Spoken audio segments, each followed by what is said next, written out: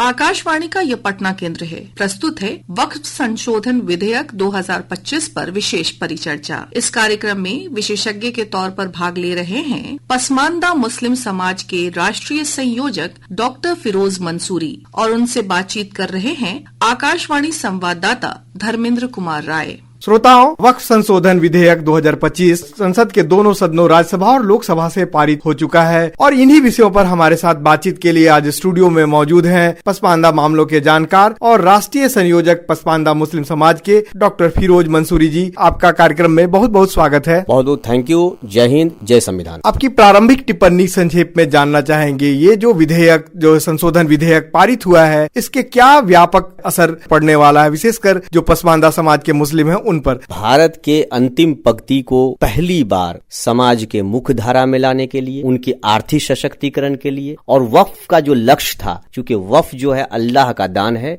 अल्लाह का दान मतलब गरीबों के लिए दान, और गरीब तक पहुंचने वाला जो पहली बार इस देश में कानून बना उसको वक्फ अमेंडमेंट बिल 2025 कहते हैं। और पहली बार पसमानदा मुसलमानों के लिए आज की हमारी सरकार ने सत्ता की चाबी का पता बताया है।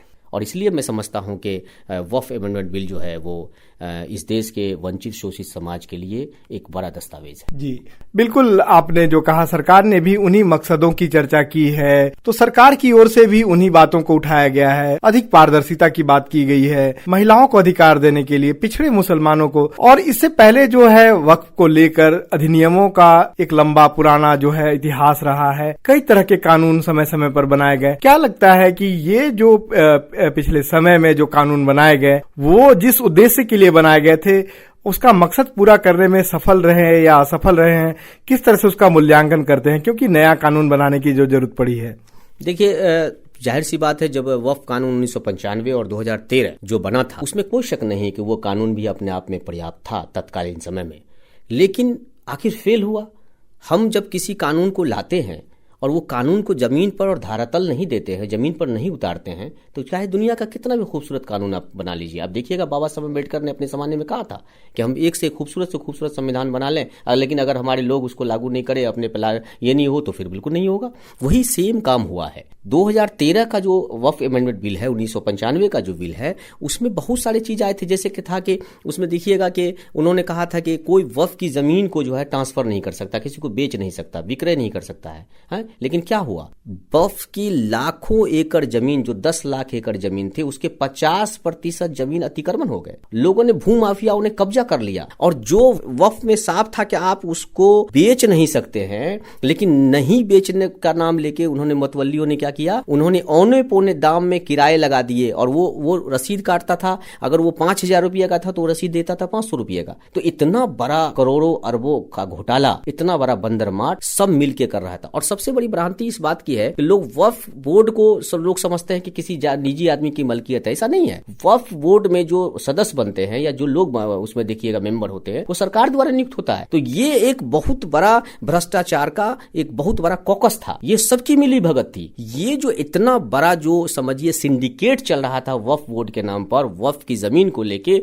उसको हमारे देश के माननीय प्रधानमंत्री जी ने इस तमाम चिंताओं को समझा और हमारे मुख्यमंत्री माननीय नीतीश कुमार जी ने इस चीज को समझा और तब लगा कि नहीं, एक ठोस कदम उठानी चाहिए। और इसलिए आप देखिएगा, मैं तो धन्यवाद देता हूं अपने देश के प्रधानमंत्री और तमाम पार्लियामेंट के सांसदों का कि कितनी खूबसूरती के साथ, इतना बेहतरीन तरीके से वक्फ के जो डिबेट हुआ है, भारत के इतिहास में शायद ही कोई ऐसा बिल होगा जिसमें इतनी पारदर्शिता, इतनी ईमानदारी, प्रत्येक माननीय सांसद को बोलने का मौका मिला, अपनी प्रतिक्रिया देने का मौका मिला, विरोध करने का मौका मिला और हस्तक्षेप करने का मौका मिला। और जैसा कि आप बता रहे थे कि ये जो वक्फ का है, जो गरीबों के कल्याण के निहितार्थ बनाया गया था, लेकिन जो है आगे चलकर समय जैसे जैसे आगे बढ़ा, ये कहीं ना कहीं अपने मकसद में विफल रहा। और जिन लोगों को लाभ मिलना चाहिए था, इसके ट्रस्ट के माध्यम से कल्याणकारी योजनाएं चलाई जानी चाहिए थी, वो उसमें जो है सफल नहीं हो पाया। तो क्या लगता है ये जो संशोधन, जो विधेयक लाया गया है, अपने जो है मकसद में किस तरह से सफल रहेगा, खासकर जो वंचित वर्ग के लोग हैं, महिलाएं हैं, उनकी मदद करने में? देखिए, एक तो सबसे पहले इस बात को समझना होगा कि अभी तक बहुत सारे लोगों को वक्फ की जमीन क्या है या वक्फ बोर्ड क्या है ये जानकारी नहीं थी। क्या जानकारी नहीं थी? ये वक्फ जो है ये दान है। और दान किसके लिए है? ईश्वर के नाम पर है। और ईश्वर का जो दान है, जो दान हम करते हैं, वो गरीबों के लिए होता है, शोषितों के लिए होता है, पसमानदा के लिए होता है, दबे कुचले लोगों के लिए होता है। तो ये जो जितने भी लोग जो वाकिफ थे, जो दान करता थे, उन्होंने अल्लाह और ईश्वर के नाम पर दान दिया था। किसके लिए? गरीबों के लिए। हुआ क्या? दान तो दे दिए और पता चला वक्फुल औलाद में उनके ही औलादों ने उस दान पे कब्जा कर लिया। कहने के लिए दुनिया वाले को हमने आम दान दिया, लेकिन बाद में पता चला कि उनके ही परिवार के लोग, उनके ही रिश्तेदार के लोगों ने उस जमीन पर कब्जा कर लिया। लेकिन हो क्या रहा था? देश के चंद 200 परिवारों ने 10 लाख एकड़ जमीन पर अपना एक संपत्ति और एक एम्पायर खड़ा किया कि आपने आज तक एम्स जैसा कोई विश्वविद्यालय, एम्स जैसा कोई हॉस्पिटल बनाया क्या? आपने कोई विश्वविद्यालय बनाया क्या? आपने कोई लेबोरेटरी बनाया क्या? आपने कोई उद्योग केंद्र खोला क्या? ऐसा कोई उदाहरण हमको आप बता दीजिए जो पिछले 75 साल में वक्फ की प्रॉपर्टी पे जन कल्याण के काम हुए हो। एक भी काम नहीं मिलेगा। हम इस देश में जेएनयू जैसा दर्जनों विश्वविद्यालय खोल सकते थे। इस देश में जो 50 साल शासन कांग्रेस पार्टी की सरकार किया, उन्होंने जो रंगनाथ मिश्रा कमीशन बनाया, सच्चर कमेटी बनाया, उनकी रिपोर्ट है। वो कहते हैं कि 12,000 करोड़ का फेयर बेनिफिट हो सकता था हमारा रेवेन्यू का, लेकिन 12,000 करोड़ की जगह हम देख रहे हैं कि पूरा का पूरा जो वक्फ की प्रॉपर्टी है उसमें आधे से ज्यादा जो है, हैरत इस बात का है कि सरकार का कब्जा था, और आधे से आधे में जो है भूमाफियाओं का कब्जा था। अगर आप बिहार के संदर्भ में देखते हैं तो डाक बंगला की पूरी जमीन आप देख लीजिएगा, पटना में आप देखिएगा तारामंडल, आप देखिएगा मुरादपुर स्टेट, रिजविया स्टेट, तमाम ये जितने भी आप देख रहे हैं, बोर्ड ऑफिस के बगल का, तमाम स्टेशन के बगल का जितना भी है, वक्फ के लोगों ने ही कब्जा कर लिया। और वो इसलिए पूरा अमेंडमेंट बिल में आप देखिएगा कि शोषित, वंचित, दबा कुचला, तो उसमें तमाम तरह के, तमाम समाज के सभी वर्गों को शामिल किया गया है, और इसका हम लोग स्वागत करते हैं। जो है वक्फ की बात करेंगे तो कई विरोधी लोग इसे जो है इस्लाम धर्म के खिलाफ बता रहे हैं, तो आप उसको किस प्रकार देखते हैं इन बातों को? देखिए, इस्लाम जो है मसावात का धर्म है। इस्लाम बराबरी की बात करता है। दिल पर हाथ रख के ये लोग कहे कि इन लोगों ने जब 8 लाख 9.5 लाख एकड़ जमीन पर कब्जा किया हुआ था, और ये जमीन गरीबों की थी, ये जमीन पसमानदाओं की थी, मिस्कीनों की थी, फिर उस जमीन को उससे छीन कर ये लोग कैसे कमा रहे थे? ये लोग कैसे इस पे रख रहे थे? कौन सा मसावात था? कौन से इस्लाम की बात ये मान रहे थे? ये कुरान की बात मान रहे थे क्या? ये तो मुल्ला के कानून को मान रहे थे, ये अल्लाह के कानून को कहाँ मान रहे थे? ये जितने भूमाफिया लोग हैं, ये 200 परिवार के जितने कट्टरपंथी लोग हैं, ये अल्लाह के कानून को और इस देश के संविधान पर इसका भरोसा नहीं है। और इस देश के बहुसंख्यक पसमानदा मुसलमान मुल्ला के कानून को नहीं जानता है, वो कुरान जानता है, इस देश का संविधान जानता है। और वो संविधान जिसमें हमको आजादी दी है अपने देश के, अपने धर्म को मानने के लिए, कास्ट, क्रीज, मजहब के नाम पे जहां भेदभाव नहीं है, हमको अपने देश में स्वतंत्रता है। अगर वाकई ये इस्लाम के समर्थक होते तो सबसे पहले इस्लाम में कहा गया है कि अगर कोई खाना खा रहे हो तो सबसे पहले पड़ोसी का देखो कि उन्होंने उनके यहाँ खाना बना कि नहीं बना। पहली बार इस्लाम के बारे में सही दुनिया को पता चला कि भारत का जो इस्लाम है वो रियल इस्लाम है, और भारत के इस्लाम के संरक्षक आज के डेट में, अगर डेमोक्रेसी, अगर हमारा सबसे ज्यादा इस्लाम के लोग मानने वाले लोग और भारत का मुसलमान फल फूल रहा है, तो हमारे भारतीय डेमोक्रेसी, भारतीय संविधान, भारतीय तिरंगा के और इस देश के पार्लियामेंट में चल रहा है। ये हमारा आज के दिन में मानना है। इसमें महिलाओं के लिए जो है, विधवाओं के लिए है, सशक्तिकरण की बात की गई है।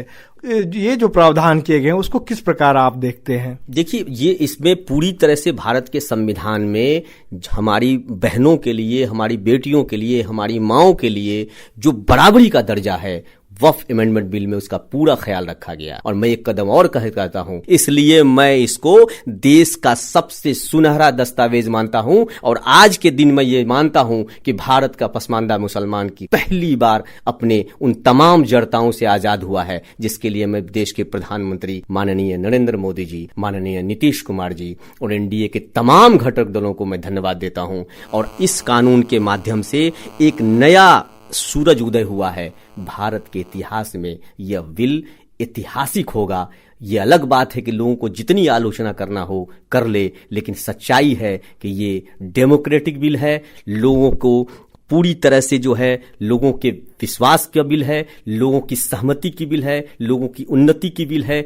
तो ये जो वक्फ का जो है कानून किस तरह से जो पिछड़े मुसलमानों को फायदा करेगा, लाभ पहुंचाएगा? विशेषकर बिहार सरकार ने जो विशेष जो है जातिगत जो सर्वेक्षण किया है उसमें कई बातें जो है उसका उल्लेख किया गया है कि किस स्थिति में जी रहे हैं जो पिछड़े लोग हैं, खासकर मुस्लिम समाज के भी लोग हैं। जो कि वक्फ अमेंडमेंट बिल भले आज आया हो, लेकिन बिहार की सरकार ने एक भारत में एक बड़ा नजीर कायम किया। बिहार में आप देखिएगा कि वक्फ अमेंडमेंट बिल से पहले बिहार के माननीय मुख्यमंत्री नीतीश कुमार का विजन देखिए, उन्होंने जितना भी वक्फ की जमीन थी यहाँ पर उन्होंने अल्पसंख्यक खास करके अति पिछड़ा मुसलमानों के लिए, जिसे आप पसमानदा मुसलमान कह सकते हैं, उनके लिए इन्होंने बाजाबते आवासीय विद्यालय बनाए। तमाम 38 जिला में छात्रावास बनाए हैं, महिलाओं के लिए अलग बनाए हैं, छात्रों के लिए, जेंट्स बॉयज के लिए अलग बनाए हैं। तो इन्होंने तो एक बड़ा कदम पहले से चल ही दिए थे। इनको मालूम था, उन पॉइंट को चिन्हित किया जहां से एक तनाव पैदा होता था। और बिहार में 9000 कब्रिस्तान की घेराबंदी हुई। एक प्रमुख बात इस अधिनियम में जो की गई है वो वक्फ की संपत्तियों के डिजिटलीकरण को लेकर, इसे किस प्रकार देखते हैं? जो भ्रष्टाचार पर रोक लगाने की बात की गई है डॉक्टर मंसूरी जी। देखिए, ये बहुत ही सही निर्णय है वक्फ अमेंडमेंट बिल में, और ये मैं इसलिए सबसे ज्यादा सही मानता हूं क्योंकि वक्फ की जो समस्या, चूंकि वक्फ क्या था, वक्फ पे क्यों हम बिल लाए, हमारी सरकार ने बिल क्यों लाया? हमारी सरकार ने बिल इसलिए लाया कि ये मिसमैनेजमेंट था, भ्रष्टाचार का केंद्र हो गया था। और भ्रष्टाचार के केंद्र में माननीय प्रधानमंत्री जी ने जो पता लगाया कि आखिर कहां कहां भ्रष्टाचार है, तो सबसे भ्रष्टाचार जो था यहां पर कि जो वाकिफ जमीन दान दे रहे थे उसमें यह तय नहीं होता था कि वो दान कैसे दे रहे थे, मतलब क्या लिखित दे रहे थे, क्या मौखिक दे रहे थे। क्योंकि आप देखिएगा कि दान के जो शकल है ना, वो मौखिक भी शकल है और हमारे कॉन्स्टिट्यूशन में उसको मान्य है कि आप विल जो करते हैं, अगर आपने किसी के सामने रह के और आपने कहा कि हम 10 कट्ठे जमीन फलां आदमी को देते हैं और फलां आदमी को हम सामने रख के कह दिया आपने, तो वो भी एक प्रकार का दान था, वो भी माना जाता था, उसको आप डिनाई नहीं कर सकते थे। और ये कानून था हमारे देश में। लेकिन क्या हुआ कि इसके दुरुपयोग लोगों ने करना शुरू किया। गलत नहीं था, अगर हम कह रहे हैं कि हम अंतिम स्थिति में हैं, हम मरणासन की स्थिति में हैं, हमारी स्थिति यह है कि मैं कल हमारी मृत्यु हो सकती है, तो मैंने आज अपने परिवार के किसी लोगों को बुलाया और मैंने कहा कि अपना 10 बीघा जमीन मैं दान करना चाहता हूं, ठीक है। लेकिन क्या हुआ, अब वो जो लोग वहां गवाह थे, उन्होंने सुना कि मैं दान करना चाहता हूं और मेरी मृत्यु हो गई। अब अगले दिन क्या हुआ, ये पता ही नहीं चला कि हमने जो 10 बीघा जमीन या 10 कट्ठा जमीन या 1 बीघा दान किया था, उसमें जो 5 आदमी बैठे हुए थे उन्होंने अपने हिसाब से उसको डिफाइन कर लिया। किसी ने कहा 10,000 बीघा की बात हुई है, किसी ने कहा 100 बीघा जमीन की बात हुई है, किसी ने कहा 3 बीघा जमीन की बात हुई है, तो लिखित तो हुआ नहीं। तो ये जो डिजिटाइजेशन की बात हो रही है, डिजिटल मोड में जो हम अपने जमीन को ला रहे हैं, जो कब्जा हो रहा है, और मुझे जो ये पता चल जाना चाहिए कि इतना जमीन वक्फ की जमीन है, तो क्या होगा जब डिजिटाइजेशन हो जाएगा तो इसका पूरी तरह से सर्वे हो जाएगा। और ये बहुत अच्छा बिहार सरकार ने बड़ा एक जबरदस्त इनिशिएटिव लिया है। बिहार में सर्वे चल रहा है, आप देखिएगा कि बिहार में सर्वे चल रहा है तो तमाम जमीन को चिन्हित किया जा रहा है। जाहिर सी बात है, वक्फ की जमीन को भी चिन्हित किया जा रहा है। अगर आपकी जमीन है, सरकार ने इतना फ्लेक्सिबल मोड में रखा है कि अगर आपकी जमीन है, 12 साल से उस जमीन पर आप रह रहे हैं, तो आपके क्या दावे हैं आप बता दीजिए। अगर आपके पास कागज नहीं है तो सरकार खोज के कागज लाएगी। अब सोचिए कितना फ्लेक्सिबल है और कितना लचीला कानून हमारे देश में और हमारे बिहार में चल रहा है। और उसके बाद भी इसलिए मैं कह रहा हूं कि डिजिटलाइजेशन इसलिए होना चाहिए कि बाद के दिनों में वक्फ के लोगों ने ही, वक्फ के अंदर के लोगों ने ही उस दस्तावेज को बदला है, कई बार बदला है। और इस बात का पता चला तभी तो भूमाफिया कब्जा कर लेता है। वरना मैं आपको बता दूं कि जितनी जमीन बिहार में वक्फ की जमीन है, 9000 एकड़ के आसपास की जमीन, उसमें आधे से ज्यादा जो है उनका कोर्ट में चल रहा है मामला, और सुप्रीम कोर्ट तक मामला चला गया। जी डॉक्टर साहब, अब हम अपने ये विशेष चर्चा के अंतिम दौर में पहुंच चुके हैं। जो वक्फ संशोधन विधेयक है, काफी इसके आयाम बड़े हैं, व्यापक हैं, कई चीजों के प्रावधान किए गए हैं, व्यापक स्तर पर जो है सुधारों की बात की गई है। इन विषयों पर हमारे साथ बातचीत के लिए हमारे आकाशवाणी स्टूडियो में उपस्थित थे पसमानदा मामलों के जानकार डॉक्टर फिरोज मंसूरी जी हमारे स्टूडियो में आए और इन विषयों पर बातचीत की। आपका बहुत बहुत धन्यवाद। बहुत बहुत धन्यवाद, थैंक यू, जय हिंद। अभी आप सुन रहे थे वक्फ संशोधन विधेयक 2025 पर विशेष परिचर्चा। इसमें भाग ले रहे थे पसमानदा मुस्लिम समाज के राष्ट्रीय संयोजक डॉक्टर फिरोज मंसूरी और आकाशवाणी संवाददाता धर्मेंद्र कुमार राय। ये कार्यक्रम आकाशवाणी पटना केंद्र के प्रादेशिक समाचार एकांश द्वारा प्रस्तुत किया गया।